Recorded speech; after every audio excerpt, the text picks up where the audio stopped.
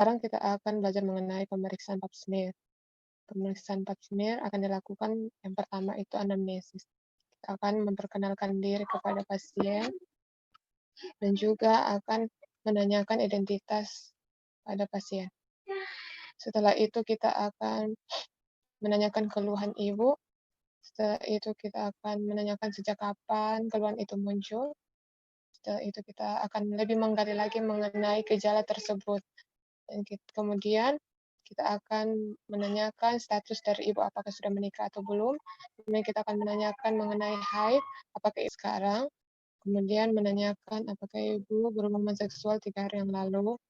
Kemudian setelah itu kita akan memberikan informasi kepada ibu bahwa kita akan melakukan pemeriksaan Pap smear dan apa tujuan dari pemeriksaan Pap smear tersebut dan bagaimana cara melakukan pemeriksaan Pap smear itu. Kemudian kita akan meminta persetujuan dari ibu, apakah ibu bersedia untuk melakukan pemeriksaan Pap smear. Setelah mendapat persetujuan, menanyakan apa ada hal yang bisa ibu tanyakan atau yang ada yang ingin ibu tanyakan. Setelah anamnesis selesai, maka kita akan meminta ibu untuk mengosongkan kandung kemih terlebih dahulu di toilet dan melepaskan pakaian bagian bawah. Kita akan menyediakan alat dan bahan, yaitu spatula aere, sitobras, objek kelas, handscoon, dan juga spekulum cucur bebek. Setelah itu kita akan memposisikan pasien pada meja pemeriksaan dengan posisi litotomi. Sebelum melakukan pemeriksaan, maka kita akan mencuci tangan terlebih dahulu. Cuci tangan dengan air mengalir dan sabun dengan 6 langkah cuci tangan dari WHO. Setelah itu kita akan memakai handscoon dan kita akan melakukan pemeriksaan. Pemeriksaan dilakukan pertama dengan membersihkan bagian genital eksternal, bagian labia. Kemudian kita akan lihat apakah pada daerah vulva dan perineum ada tanda-tanda infeksi.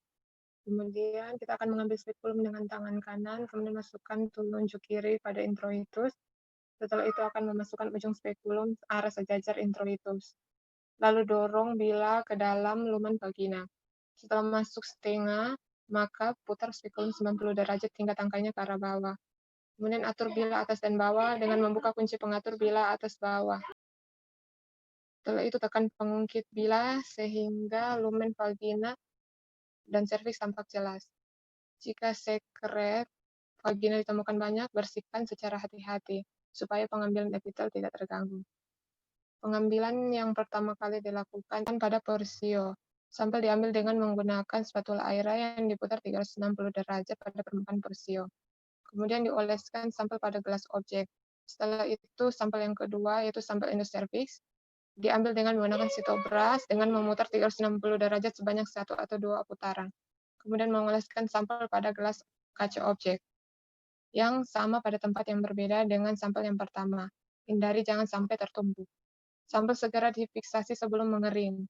Bila menggunakan spray, usahakan semprot dari jarak 20-25 cm atau bisa merendam pada wadah yang mengandung etil alkohol 95% selama 15 menit. Kemudian biarkan mengering, kemudian diberi label.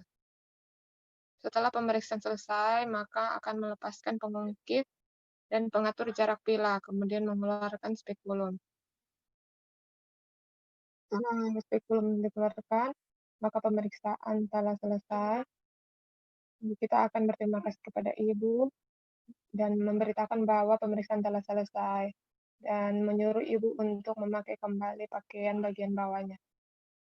Sekian dan terima kasih.